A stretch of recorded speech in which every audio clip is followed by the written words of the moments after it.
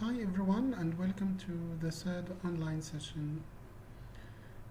As we discussed in our previous two sessions, the process of translation and how can you get or arrive at the appropriate meaning before translating it. So what we are going to do today is to tackle translating collocations in English or into Arabic.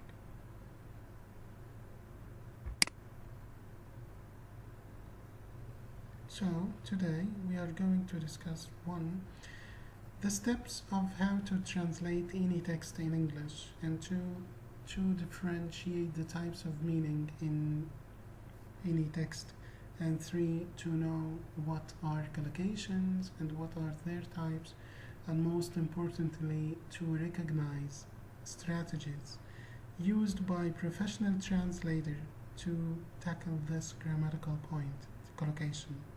So, how do we translate? Usually, translation is a set of mental processes. These mental processes start with analyzing the text, and I guess we discussed this in detail in our previous session when we said how can we analyze the text before translating it. To analyze the text means to find out its purpose and to find out its text type and to find out its problems, and most importantly to find out its connection between its units and the tense of this text, whether it is happening now or was it happening in the past or it will be happening in the future. So you need to ask yourself these questions because they will affect greatly your translation. Step 2, you need to find the equivalent meaning. So if this is the way this idea has been stated in this language, how can we translate it into the target language? Step 3, we need to start with our draft of the text. So this is not the final version, this is your preliminary version, this is your first version of the translation. And of course, even professional translators start with a draft and end up with a fully polished one, final version. So they start with a draft and then they work on this draft by revising it, scanning it for any mistakes, spelling or formation or grammatical or punctuation mistakes, and the last stage is to submit it or to hand it in to the teacher or to the client. So how can I know my translation is a good one or it needs to be revised or it needs to be scanned or proofread? So a good translation is the one that reflects the meaning of the text clearly. It also similar in the style of the target text or the source text. They are similar in their style and in their spirit. And also it should sound natural in the target language, and it should have similar purpose and similar effect in the target reader. Of course, this varies a lot between languages, and it depends a lot on the text type. So we usually start with analyzing the text. That's why a very important question that a translator should keep in mind in this one is translation a process or a product? If it's a product, it's a one-step process, right? It's a one-step task. So you start translating and that's it. If your time is over, so that's it. You are going to hand it by the end of your sitting or by the end of the time allocated for that. Or if it is a process, it's just like writing. Remember when we discussed writing 2 or writing 1, we said we have to brainstorm and then we have to do draft and then we have to revise our draft. So it was pre-translation and translation and post-translation, just as we did in writing, pre-writing techniques and writing techniques and post-writing techniques. So it is a process. It is mostly a 3-step process. And these 3 steps could be summed up in the following items. Number 1, you need to analyze the text, and I explained this in detail in our previous 2 sessions. And then you need to transfer your text. You need to start with your draft of the text, and then you need to work on your draft, because this will make your draft acceptable and natural in the target language. Let's have an example for this. For example, here we have 3 sentences. The first one is he ran up the stairs. Second one is the Prime Minister criticized the terroristic attack in Sinai. And 3, the Russian President Putin is going to visit Sudan next summer. So let's have the first one together. Let's do the analysis. He is the subject grammatically. The grammatical meaning is the doer of the action here. The action is running, to ran. And then we have a direction here which is up, not forward, not backward, not of course down. He is running. And then we have stairs, which is a place. So the transference will be just like this. He, هو, and then ran, جرى, and up, إلى أعلى, and then stairs, السلالم. If we try here, we have the first draft, and if we have a closer look at this draft, we'll find out that it is accurate because he, هو, and جرى, and up, and here. But is it natural? Do we say a sentence like this in English, Arabic even? No. So we need to restructure this meaning to make it acceptable and to make it natural in Arabic. Okay, now صعد السلالم جريا. Does it sound natural in Arabic? Of course. So this is a good translation. It is communicative, of course. We got an idea. And it is natural. It is acceptable in Arabic.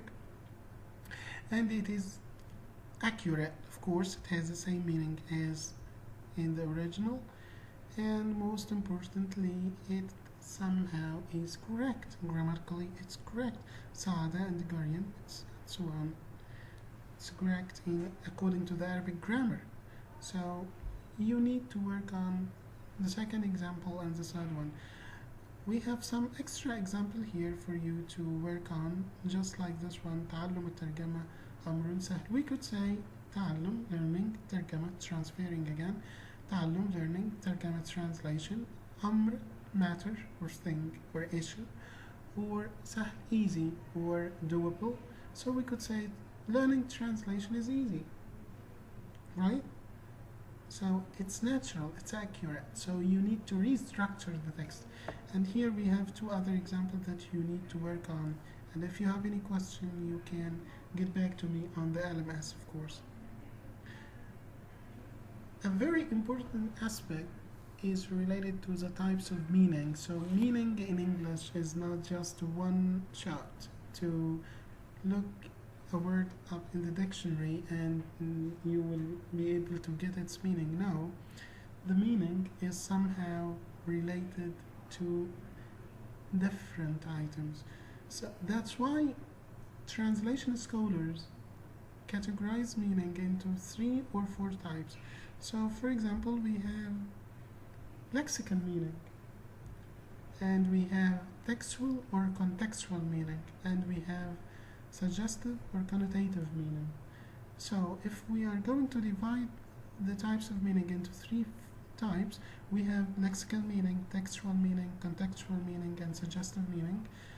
If we going to agree with those who categorize meaning into 3 items,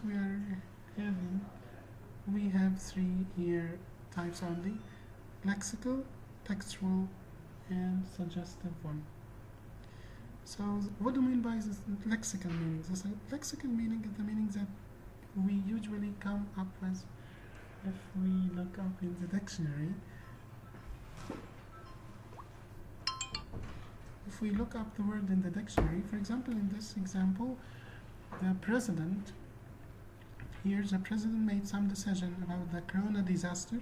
Here, if we try to find out the meaning of this word, which is the president, what do I mean by president? If I don't know the meaning of this word, I will look it up in the dictionary, or will find out president, it means the head of the state, or رئيس الجمهورية. Then we have another word here, which is decision. if I am unfamiliar with this word, well, you can look it up in the dictionary again. You'll find out it comes up as قرارات. And then if we have this word which is disaster, it is كارثة or مشكلة or أزمة and so on. So by just looking up in the dictionary, you will find no problem in getting the meaning of each and every one of the unfamiliar words you come up with in the text.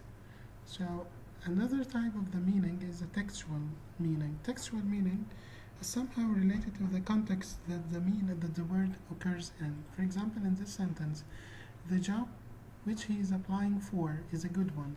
So, or in this example, to deal with my brother, I really need the patient of job.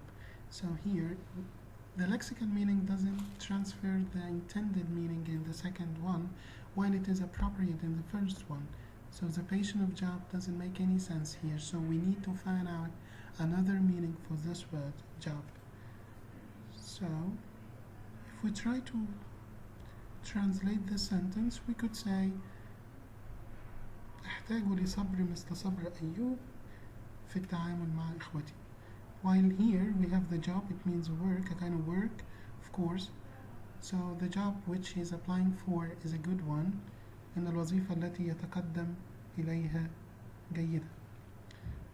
So we'll find out the lexical meaning in the first example, acceptable one, while the lexical meaning in the second example is meaningless. So we need to find out another meaning, which is a textual meaning, the meaning that is somehow related to what goes before the word and what comes after it. A third type, or a second type, similarly to the previous one, the contextual meaning. The contextual meaning is somehow again related to what goes before and what comes after the word. For example, here ضرب المعلم العديد من الأمثلة، وأقمنا حفلا للاحتفال بنجاحنا، أو استضافت مصر بطولة كأس العالم، أو ذكر وزير الزراعة أن مصر بها زراعة عصرية. These words ضرب or أقمنا or استضافت or ذكر, when we find their lexical meaning, we'll find, for example, the word ضرب, it means hit or it means beat, to beat someone.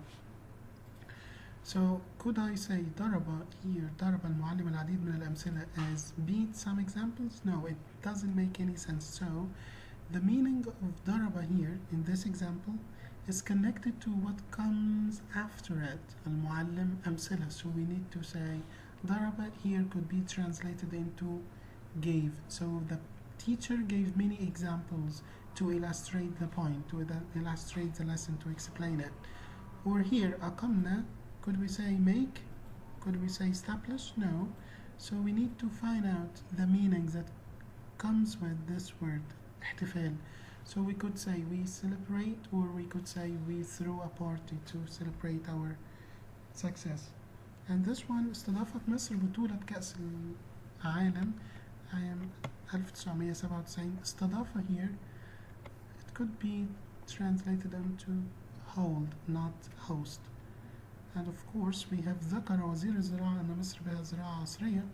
ذكر here, it is lexically we could say mention, while here contextually it is appropriately to be translated into state or said or declare or announce. The last type of meaning is a suggestive meaning, and this suggestive meaning is totally different from the other two types, whether it is the lexical or the contextual or textual meaning. For example, if an English speaker said to his beloved person, I love you as much as I love summer, here we come up with a problem, which is translating the word summer, because summer in English is a positive thing, while in Arabic it's a totally negative thing. So how can we handle this problem? So the connotation, the meaning that is connected indirectly with the word is negative or positive. Or in Arabic, if someone says to his beloved one, جميلة كالقمر, how can we translate this? Because moon in Arabic is positive, while in English is not. So how can we translate it? A good solution will be this one. The girl is as fair as the Snow White. So now we're going to take up the third and last point in this session, which is collocations. So what are collocations and what do we mean by collocation? What are the strategies used to translate collocations? So collocations refer to the words that go together in any language. So these words are known as linguistic partners. For example, in English we say mistakes. What is the verb that go with mistakes? We could say make mistakes. Could we say do mistakes? No, it is unacceptable. Or even in Arabic we say Sabah al-Khair. We don't say Sabah Sa'id. But when we try to use Sa'id, we could say Naharak Sa'id. Again, we don't have any explanation for this, except this is the way people use the language. So, collocations are prefabricated, prepackaged chunks. They are fixed and you have to use them as people usually use them. So just like idioms or compound nouns or adjectives or cliches or institutional expressions. What are the types of collocations in any language? Collocations can be categorized into two types. Universal collocation, they are the same anywhere in any language. They are similar in English and in Arabic, in French, in Russian, in German, in Italian. Or collocations that are dissimilar, that are specific to a certain language. So we say this in Arabic, but we don't say this in English in the same way. So for example, let's have an example for the universal collocation. Universal collocation, as I said earlier, are the same everywhere across languages. An example for this, the green light. What do I mean by the green light? If we try to have an Arabic equivalent for green light, we'll find out الضوء الأخضر. So he gave me the green light to leave. So the green light, he allowed me to do this. So green light, it is the same in English and in Arabic. Or blind trust. سقامية. Again, we're just translating literally the component of the collocation, blind and trust, or green and light. So they are the same in English and in Arabic, of course. So this is the first type, which is a universally similar collocation in English and in Arabic. They are the same anywhere and in any language. The second type of collocation is that is different across languages. So they are known as idiosyncratic collocation. What they are known as idiosyncratic collocation, they are specific to languages. So the collocation in English is different from the meaning of this collocation in Arabic, and is totally different from the similar one in French and in other languages. So for example here, deliver a verdict. How can we translate it into Arabic? Could we say deliver from delivery, يسلم? No, we say يصدر حكم قضائي. So يصدر حكم قضاء. If we have an Arabic collocation like يخالف القانون, مخالفة القانون, could we say oppose the law? No. How can we get the same meaning, the same collocational meaning in English? We have to say break the law. Okay? And then how can we translate collocations in English? In fact, professional translator in English and in Arabic, into English and into Arabic, of course, use different strategies to handle the problem of collocation, whether they are universal, similar across languages, or whether they are different depending on the nature of the language that they are a part of. So there are three main types of strategies used when we translate collocation. Number one, if we have similar collocation, we are going to translate them literally. For example here, to resolve a dispute, how can we translate it? To resolve, it means to يحل, and dispute نزاع, so حل نزاع. So resolving the dispute in Palestine, حل نزاع Palestine, or whatsoever. Or collocation may be different, and in this case, you have to exert much effort to get the natural collocation in the language. For example, let's say here, let's have a look at the English examples here. Deliver a letter, or deliver a speech, or deliver news, or deliver a blow, or deliver a verdict, or deliver a baby. How can we translate all of them? Here, again, we'll find out the word deliver is occurring in all of them. Deliver a letter, deliver a speech, deliver news, deliver a blow, deliver a verdict, and deliver a baby. How can we translate this into Arabic? And how can we make our translation acceptable and, most importantly, natural in Arabic? So if we try to translate the letter in the first one, deliver a letter, so we could say يسلم خطاب. How about the next one, to deliver a speech? The President Sisi yesterday delivered a speech about Corona disaster, for example. We could say يلقي خطاب, يلقي حديث. How about deliver news? So we could say ينقل الأخبار, deliver a blow. So يوجه ضربة أو يسدد ضربة. Deliver a verdict, يصدر حكم. Or deliver a baby, تلد أو تضع المرأة جنينها أو تلد المرأة.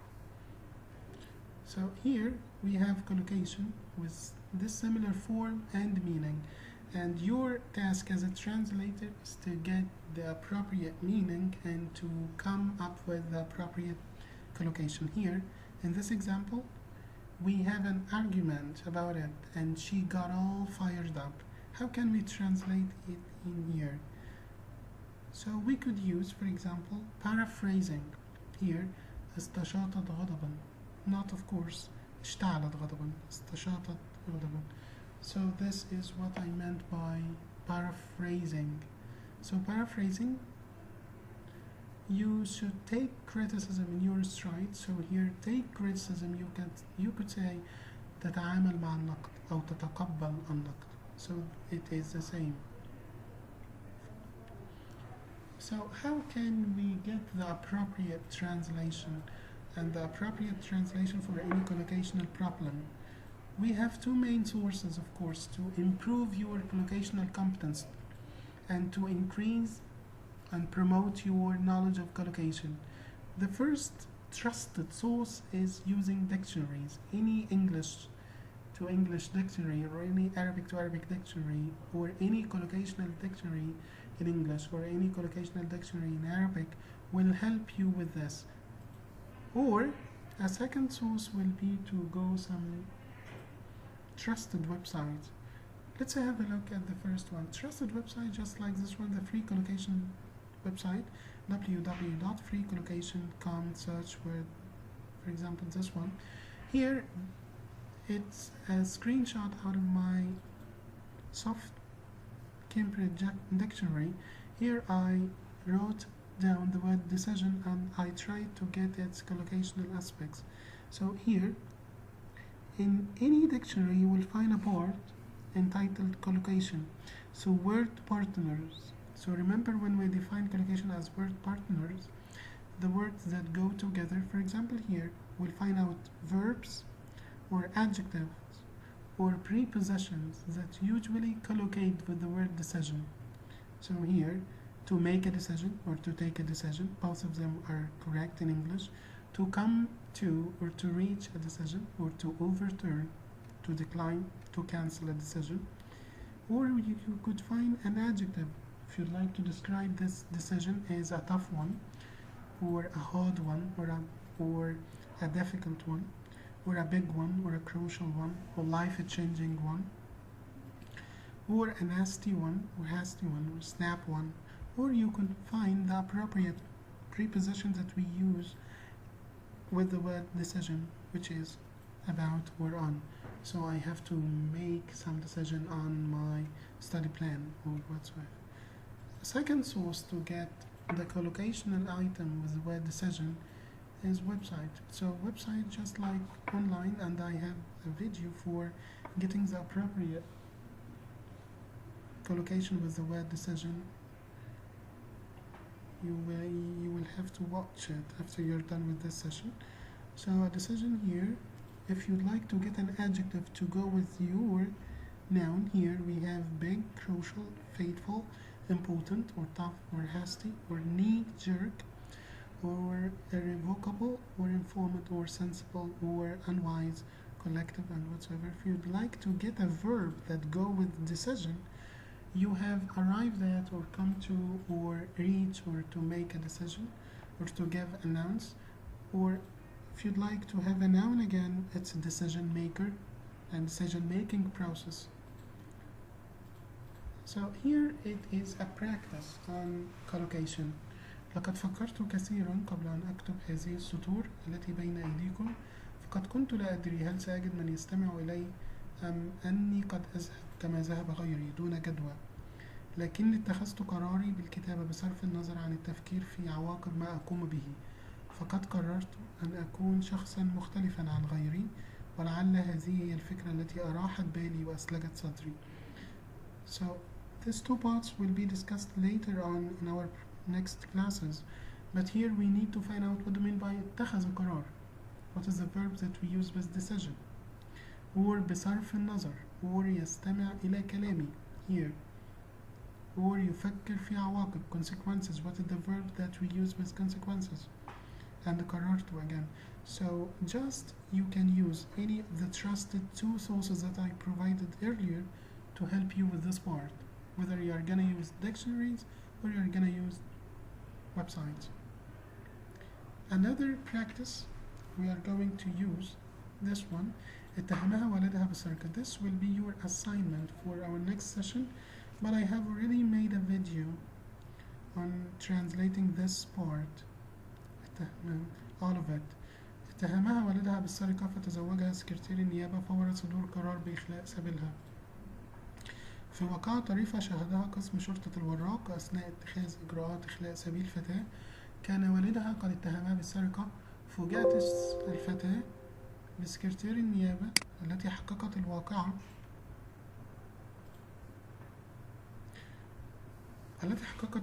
يعرض عليها الزواج فورا بعد أن ثبتت براءتها، حيث أنه شعر بعاطفة شديدة نحوها فأسرع إلى قسم الشرطة قبل أن تغادره ليعرض عليها الزواج. What I need you to do in this part is to find out the collocational aspects of اتهمة. What is the preposition that go with اتهمة? Should we say accuse with or of? And here we have يصدر قرار. How can we get the correct collocation? or يخلي سبيل or واقعة طريفة. How can we translate طريفة in here? Should we use funny or what is the appropriate translation here? And يتخذ إجراء. What is the verb here with إجراءات? or يخلي سبيل or يعرض عليها الزواج or يحقق الواقع. So again you have to go to that video that I uploaded entitled Translating Collocation and a sample translation to get the full translation of this part, and the remaining part of this text will be your assignment. And if you have any question you can get back to me on the LMS or you can send me a message using the same app. So again, identify the collocation and translate the text, and I'm waiting for your feedback about this video. Thank you so much and wish you all the best. And you have to submit the assignment before its due date. It will be graded. Thank you.